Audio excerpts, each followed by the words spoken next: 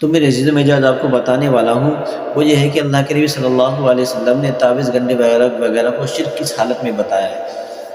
حضرت عبداللہ بن مسعود رضی اللہ تعالیٰ عنہ کی بیوی حضرت زینب رضی اللہ تعالیٰ عنہ فرماتی ہیں کہ حضرت عبداللہ جب بھی ضرورت سے فارغ ہو کر گھر پہنچتے، دروازے پر پہنچ کر کو کھکارتے اور تھوکتے تاکہ کبھی ایسا نہ ہو کہ اچانک گھر کے اندر آ جائیں اور کسی نامناسب حالت میں وہ بیٹھا ہوا ہمیں اندر دیکھ لے۔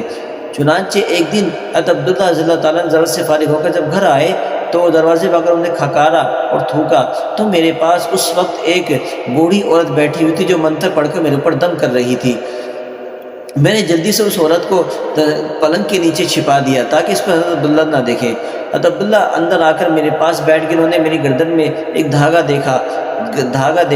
جس کو دیکھ کر پوچھنے لگے کہ یہ دھاگا کیسا ہے، تو میں نے بتایا کہ یہ دھاگا کسی نے منتر پڑھ کے مجھے دیا ہے۔ تو حضرت عبداللہ رضی اللہ تعالیٰ نے اس پر یہ کہا کہ عبداللہ کے گھر میں کسی شرک کی ضرورت، عبداللہ گھر والوں کو شرک کی ضرورت نہیں ہے، کیونکہ اللہ کے نبی صلی اللہ علیہ وسلم نے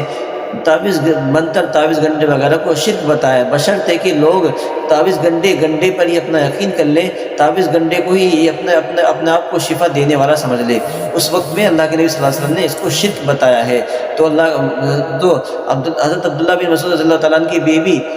انہوں نے یہ کہا کہ تو آپ یہ ایسے کیسے کہہ سکتے، کیونکہ جب بھی میری آنکھ دکھتی تھی میں فلاں یہودی کے پاس جاتی اور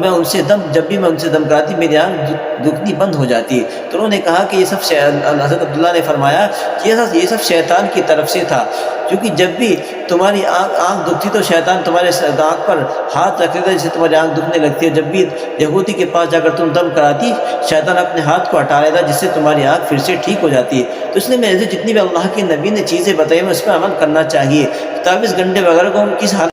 کو اللہ کے نبی صلی اللہ علیہ وسلم نے کس حالت میں شرک بتایا، وہ حالت یہ ہے کہ ہم یہ سمجھے کہ تعویذ گنڈے ہی ہمیں شفا دینے والے ہیں، تعویذ گنڈے ہم کو ٹھیک کرنے والے ہیں، تب یہ اللہ کے نبی سے کو شرک بتایا ہے، ویسے شرک نہیں ہے یہ۔